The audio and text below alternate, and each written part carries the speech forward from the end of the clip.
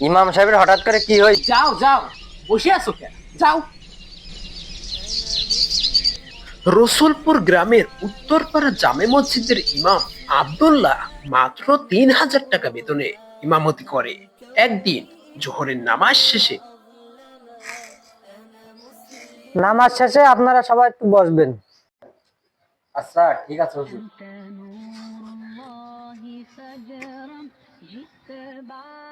আল্লাহু আকবার।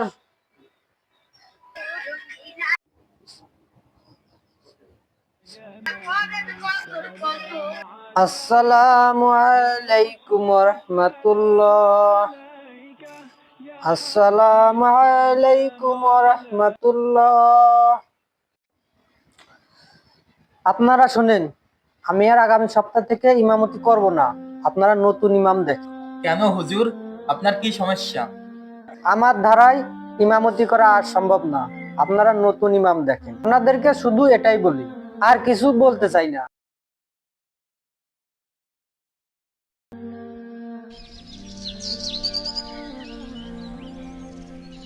নামাজ শেষে মুসল্লিরা আচ্ছা, ইমাম সাহেবের হঠাৎ করে কি এমন হলো যে সে ইমামতি ছেড়ে দিবে? এখন ইমাম চলে গেলে কি আমরা ইমাম পাবো? এত তাড়াতাড়ি ইমাম কনে পাবো? এত তাড়াতাড়ি নতুন ইমাম কোথায় পাবো? কিছুই বুঝলাম না। চল সভাপতি সাহেবের কাছে যাই।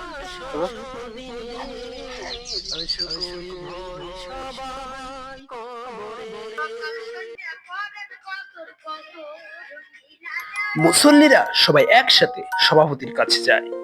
কেরামত জিজ্ঞাসা করে, আচ্ছা সভাপতি সাহেব, ইমাম সাহেবের হঠাৎ করে কি হয়েছে? সে বলতেছে সে আর ইমামতি করবে না। আপনাকে কিছু কি বলছে? হ্যাঁ, হারামজাদাটা আইছিল, এসে বলতেছে যে বেতন বাড়াতে হবে, তা না হলে নাকি ইমামতি করবে না। আমি ছাপ ছাপ বলে দিয়েছি, ইমামতি করলে কর, না করলে না কর। আচ্ছা সভাপতি সাহেব, এখন হঠাৎ করে নতুন ইমাম কোথায় পাবো? কৃষ্ণে যখন পেটে ভাত থাকবেন না, তখন ঠিকই আবার আসবেন। আচ্ছা সভাপতি সাহেব, এই ইমাম সাহেব তো অনেকদিন ধরে আমাদের গ্রামে ইমামতি করতেছে। এইরকম যদি ইমাম সাহেব পরবর্তীতে না পাই? তুমি মাসে কয় টাকা দাও? তুমি তো দাও মাত্র 30 টাকা। এত বড় বড় কথা বলছো কেন? আমরা যারা মসজিদের কমিটিতে আছি, আমরা কি বেতন নেই? ইমাম সাহেবের মাসে ৩,০০০ টাকা দিচ্ছি, 3 বেলা খাবার দিচ্ছি, এইটাই অনেক। আসসালামু আলাইকুম সভাপতি সাহেব, আপনি ভালো আছেন? ওয়ালাইকুম আসসালাম। আপনি ভালো আছেন? আমি ভালো আছি। আলহামদুলিল্লাহ, আমি অনেক ভালো আছি। সভাপতি সাহেব, আপনার সাথে একটু কথা বলতে বলেন চাই। হুজুর, বসেন, এখানে বসেন।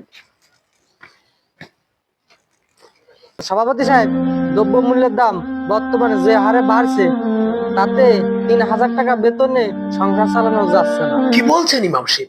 আপনাকে প্রতি মাসে 3,000 টাকা বেতন দিচ্ছি, 3 বেলা খাবার দিচ্ছি, এটা তো ভালোভাবে সংসার চালার কথা। আমি তো জানি হুজুর মানুষের টাকায় বরকত আছে। আপনি কি অন্য কিছু করে বেড়ান নাকি?